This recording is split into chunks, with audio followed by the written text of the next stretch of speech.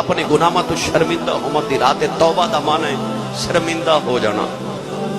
توبہ دیا 3 شرطاں نے. پہلے تے اپنے گناہاں تے شرمندہ ہو جاؤ. اور صرف شرمندگی دا نہ ہی توبہ نہیں، توبہ نصوح پکی توبہ. او دی دوسری نشانی اے وے کہ توبہ تے پہلے تے گناہاں تے پچھلے تے ہو جائے شرمندہ. تے یہ بھی نہیں کہ توبہ کر کے پھر گناہ کری جائے. نہیں نہیں نہیں، توبہ دا مطلب اے وے کہ پہلے شرمندہ ہوئے پھر گناہ چھوڑ دے وے، بالکل گناہ بھی چھوڑ دے وے. تیسرا انہاں گناہاں تو ہمیشہ بچدا رہے.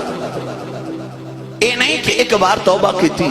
مجھے یہ بھی سن لو، یہ یہ مطلب نہیں بعض دفعہ انسان دے دل میں شیطان وسوسہ ڈالتا ہے کہ کل توبہ کی تھی پھر گناہ کر لیا، اج پھر گناہ کر لیا تو ہون کیڑا منہ لے کے جانے، کیویں توبہ کرن جاوے گا؟ اللہ دی بارگاہ وچ تینوں شرم نہیں آندی؟ اللہ فرماندا کدھر شیطان دے آنکھیں لگ کے میرا بوا نہ چھڑ دے وی، گناہ ہو جائے نا پھر آ جا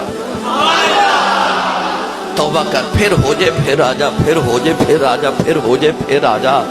اللہ فرماندا جے تیری گناہ دی عادت ہو گئی ہے ساڈی بھی معافی دی عادت ہو گئی ہے.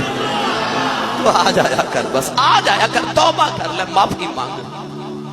گناہ کر کے اکڑ جانا شیطان دا طریقہ ہے، گناہ کر کے توبہ کرنا یہ آدم دا طریقہ ہے.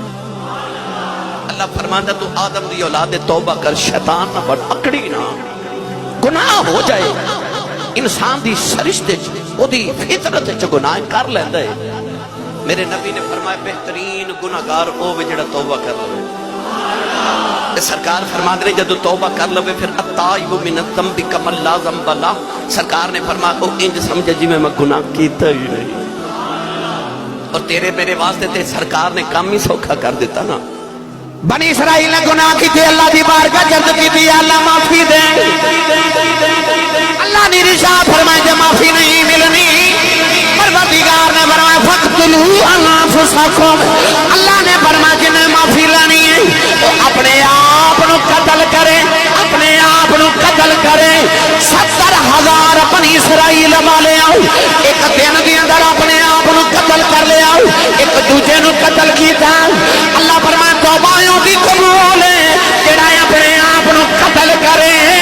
جب ساڈی باری آئی فرمایا قتل نہیں کرنا، گناہ ظاہر کرے، معافی چھپ کے منگنا، معاف کر دے. گناہ ظاہر کرے، معافی چھپ کے مانگ لے.